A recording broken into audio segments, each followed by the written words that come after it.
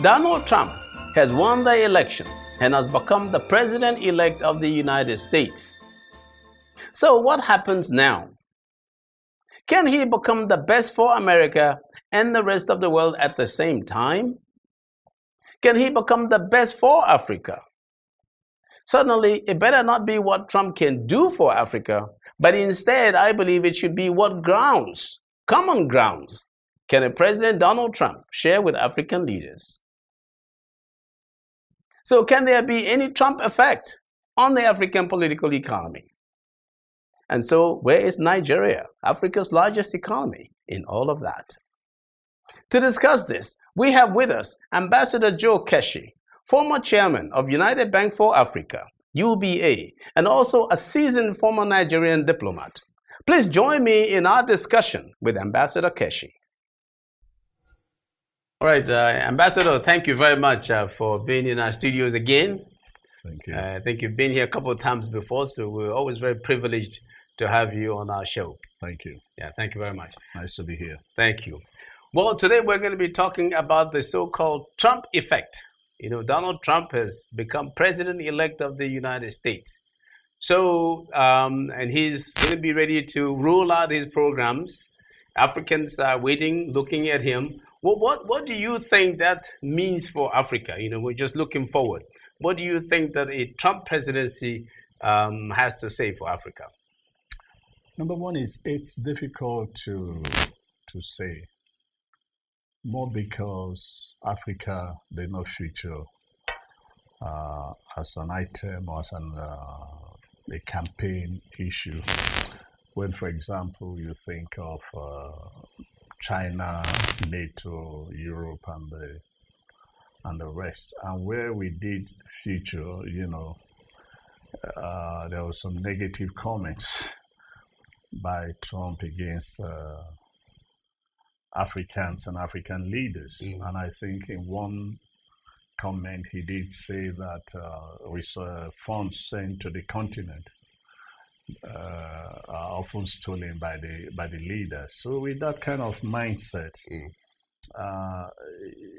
we have someone coming into the White House that is not, to start with, very friendly or has a complementary thoughts towards the continent. But my take is that if you go down in history, no American president has come to the White House with Africa on his agenda. Yes. And in terms of Africa, in terms of priorities, on a scale of 1 to 10, Nigeria and Africa is number 10 in American global agenda. So we just have to wait and see, you know, what happened. But what I believe African leaders should do is not to rush to Washington as they tried to do when Obama came to power. I think what they should do is to prepare themselves to engage Trump. Okay. To prepare themselves to make a case to maintain the relationship between Africa and America. In our case, I also believe that that's what we need to do, because the bulk of investment fund coming into this country, well over 70-something% or more, actually is from the United States. So in that sense, America is an important trading partner, an investment partner to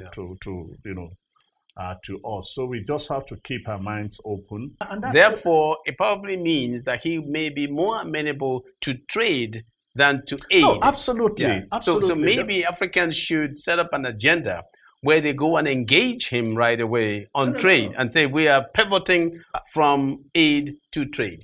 I believe we should do away with some of the things we've done in the past, like appealing to these guys to help us. Yes. As if we are retarded or we are, we can't help ourselves. No, we just can't help ourselves. So you say to this, oh, we want you to come and help us. I don't think that would, I think the guy would, I would like to know what you have that they want to trade in. There are a lot of American goods. He would like to know how many do you want to buy and what we can buy from you. What do we have, what we can sell to well, America? Again, that is where we are at a disadvantage because what we want to sell beyond oil. And he has said that he's going to open up the energy opportunities in the United States. If he does that, then it therefore means that we're going to find ourselves in some serious crisis. That just like when this Franklin thing came on board, we ran into some challenges.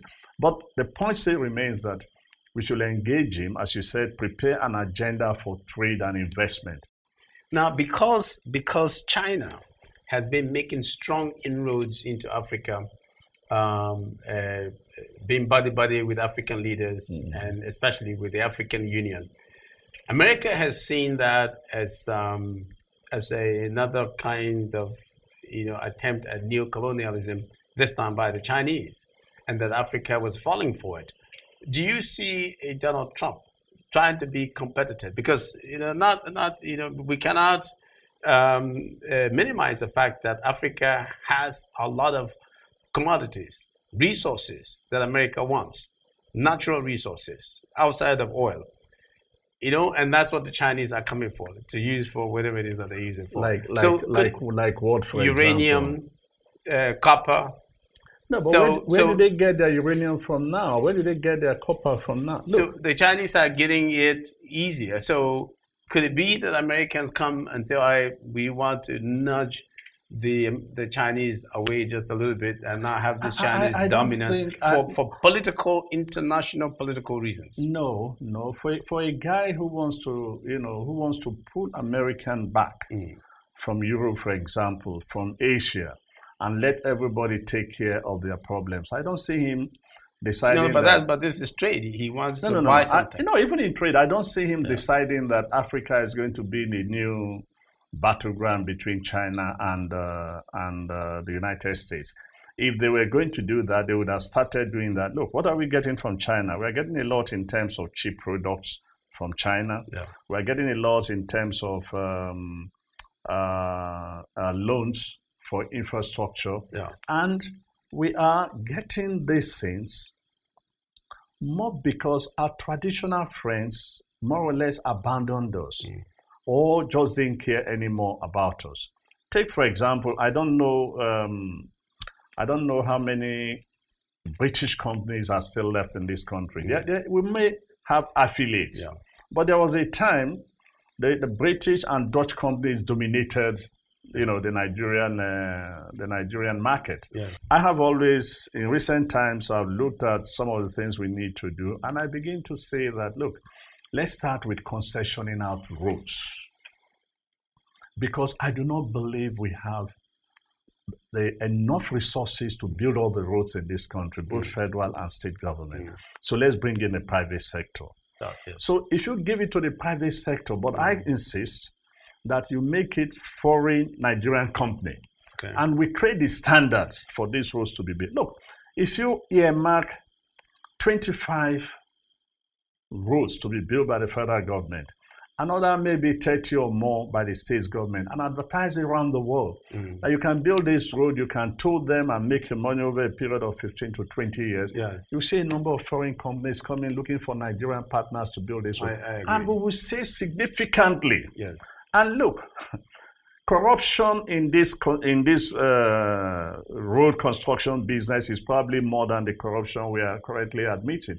So that will remove a chunk of government away from this thing. Today, only Lagos Airport, maybe Abuja, Port Harcourt, and Kano are viable. Airports. In Port Harcourt. Port Harcourt. In the sense that planes land there. Not because the building. No, not the buildings. Don't forget the buildings. Now that's part of the problem. Look, we were saying it before we came in here. When you travel, you get to an European airport in the morning. you can actually begin to quantify or look at the economy from what you see at the airport. When you come to Africa, in our own case, there's probably one or no plane at all in any of our airports. So the point I'm trying to make is that let us create opportunities for investment in this country that will enable people outside So you're to saying look that at the country and say we can invest in You're saying that Nigeria. the President Trump, being a businessman, will be looking for an environment that's ready for business. Oh, sure. And so Africa should be showing itself as we're ready for business. This is a man who says all he wants is to win in trade negotiations. He wants America to be involved, but must win. And of course, he knows. But what does that mean? That he must means win? That, look. That the other people, that means the other guy will lose. Look, when you go into a negotiation. If I win, then can we both win? Yeah, sure. When you go into a negotiation, it is you take a little, I take a little. It becomes a win-win situation for everybody. All right. His anger is that, to quote him, that America is being raped, particularly by China, the way they do things. So, for example, Chinese goods can come into America. Some American goods going into China are heavily taxed. And this is what he wants to do. So that's, look, the bottom line is that we are dealing with a businessman who understands the world of business, who believes that the world has not been fair. They've taken advantage of America. So any negotiations going into the future, there must be a position that enables America to win from its involvement. Okay, so now let's negotiate. They are not interested. Let us then negotiate the African Growth and Opportunity Act, AGOA, because goods are coming from Africa into America duty-free. Is Donald Trump winning there since he must win? Is that a win for him?